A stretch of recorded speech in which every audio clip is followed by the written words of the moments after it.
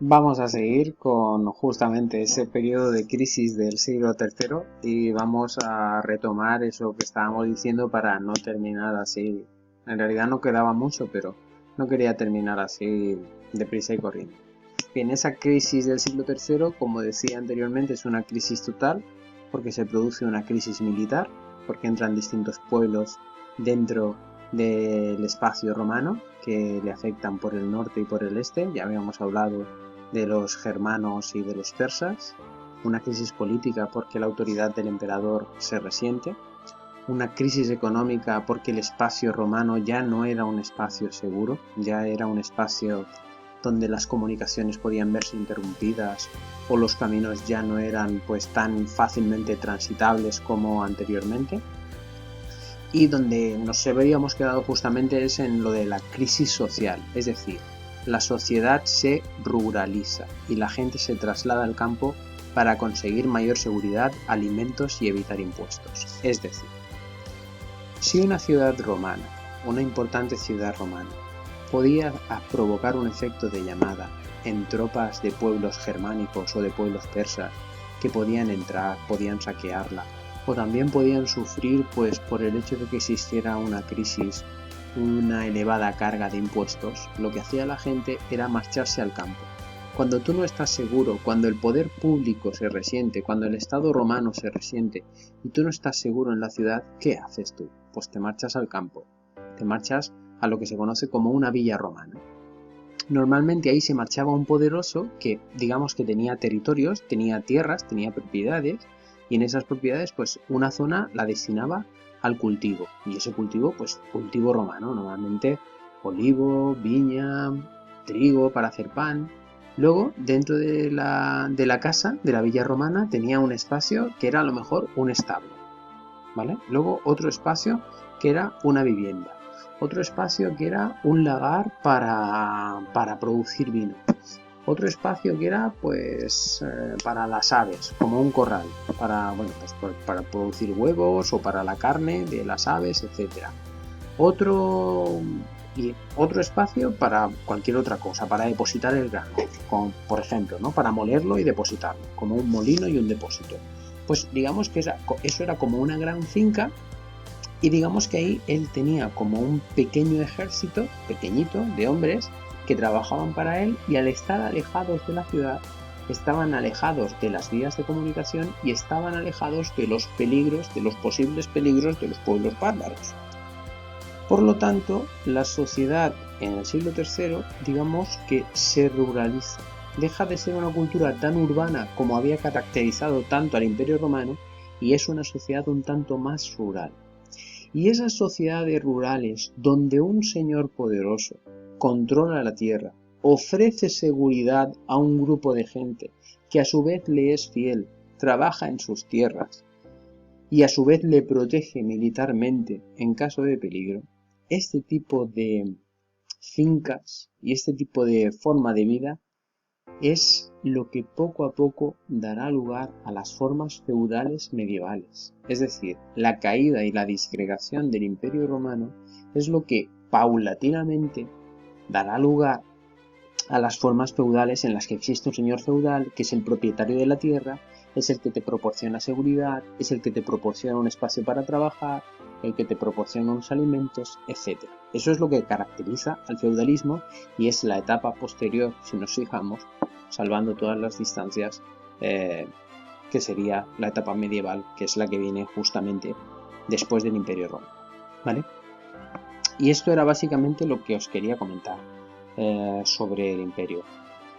Y bueno, como más o menos vamos bien de tiempo, me gustaría, a ver si puedo salir esta pantalla, si me es posible. Ahí está. Me gustaría leeros un texto de un poeta romántico del 19 que se llamaba Cavafis. Entonces, este poeta escribió, como he dicho antes, la cultura romana siempre ha sido una cultura muy seguida y muy valorada y muy, no sé, muy... Históricamente gusta mucho. Hay culturas que gustan más y otras que gustan menos. No sé exactamente por qué. Pero la cultura griega y la cultura romana siempre han gustado. A la gente siempre... ¿A quién no le va a gustar un imperio romano? Entonces, bueno, pues hubo, y claro, desde el punto de vista romántico, desde el punto de vista de emocionar a la gente, hubo personas como Cavafis que escribían, pues, poemas basados en estos momentos clásicos, en estos momentos griegos o romanos. Y pienso que ese periodo en el que poco a poco el espacio romano va cambiando y va recibiendo nuevos pueblos germánicos, provocó un cambio en la forma de pensar y en la forma de vida. Porque a veces es curioso cómo la existencia de un enemigo, que creo que también lo estuve comentando hace poco en unos vídeos, también crea tu propia identidad. Y cuando ese enemigo cae o se revela que en realidad no era un enemigo, que era una parte de ti, pues al final tus argumentos se volvieron un poco absurdos, ¿no? Entonces, Cavafis hizo un poema súper chulo que se llama Esperando a los bárbaros. Yo creo que sí se puede entender y si no se entiende y si al final no lo entendéis, tampoco me importa tanto, porque me importa que por lo menos sepáis que esto existe y que alguien escribía sobre esto. Y si se os queda en la mente alguna frase que os llama la atención por cualquier motivo y luego más tarde con el tiempo volvéis sobre ella o volvéis sobre otros poemas o sobre la literatura, me parecerá maravilloso que por lo menos algo se haya quedado en vuestra mente de todo esto, ¿vale? Os lo voy a leer, yo no tengo la mejor de las voces, pero bueno, como el mérito lo tuvo en su día Cavafis, pues yo simplemente me dedico a reproducirlo, ¿vale? Esperando a los bárbaros. ¿Qué esperamos congregados en el foro? Es a los bárbaros que hoy llegan. ¿Por qué esta inacción en el Senado? ¿Por qué están ahí sentados sin legislar los senadores? Porque hoy llegarán los bárbaros. ¿Qué leyes van a hacer los senadores? Ya legislarán, cuando lleguen los bárbaros. ¿Por qué nuestro emperador madrugó tanto, y en su trono a la puerta mayor de la ciudad está sentado solemne y ciñendo su corona? Porque hoy llegarán los bárbaros y el emperador espera para dar a su jefe la acogida. Incluso preparó, para entregárselo, un pergamino. En él muchos títulos y dignidades hay escritos. ¿Por qué nuestros 2 cónsules y pretores salieron hoy con rojas togas bordadas? ¿Por qué llevan los brazaletes con tantas amatistas y anillos engastados y esmeraldas rutilantes? ¿Por qué empuñan hoy preciosos báculos en plata y oro magníficamente cincelados? Porque hoy llegarán los bárbaros, y espectáculos así deslumbran a los bárbaros. ¿Por qué no acuden, como siempre, los ilustres oradores, a echar sus discursos y a decir sus cosas? Porque hoy llegarán los bárbaros y les fastidian la elocuencia y los discursos. Porque hoy empieza de pronto este desconcierto y confusión. Qué graves se han vuelto los rostros. ¿Por qué calles y plazas a prisa se vacían y todos vuelven a casa compungidos? Porque se hizo de noche y los bárbaros no llegaron. Algunos han venido de las fronteras y contado que los bárbaros no existen. ¿Y qué va a ser de nosotros ahora sin bárbaros? Esa gente, al fin y al cabo, eran una solución. Es que este poema es tan intenso que no sé muy bien cómo interpretarlo, pero a mí me da la sensación que el que lo lee, o ese romano del siglo III, o esa persona que vivía en el Imperio Romano del siglo III, se ha ido produciendo una entrada de pueblos germanos que han ido cambiando la propia esencia del Imperio Romano. No obstante, el Imperio Romano siempre siempre intuyó que el germano era un enemigo.